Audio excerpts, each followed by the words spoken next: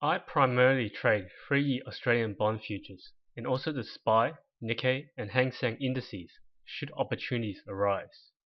In contrast, the most popular products you read about are Forex, US E-mini S&P, US Treasuries, German DAX, German Bund, and German Bubble. These markets are popular because they have a much larger capitalization than markets in the Asian Pacific.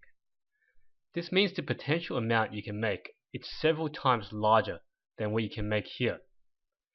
Making a 1% return on the US market is always going to be more lucrative than 1% off the Australian one.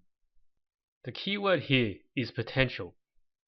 To make money from trading, you need an edge, the ability to stack the odds in your favor.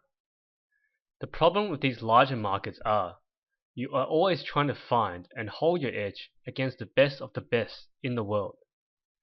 You are competing with hedge funds that will always have much more intellectual and financial capital than you can ever hope to achieve as an individual trader. This is obvious when you look at the market depth for any of the above markets. There is so much activity every second, it is virtually impossible for a human to absorb it all, let alone to identify opportunities. In contrast, Asian Pacific markets are a lower size and therefore a lower dollar amount return for the big hedge funds. This means they are less inclined to invest their capital heavily here.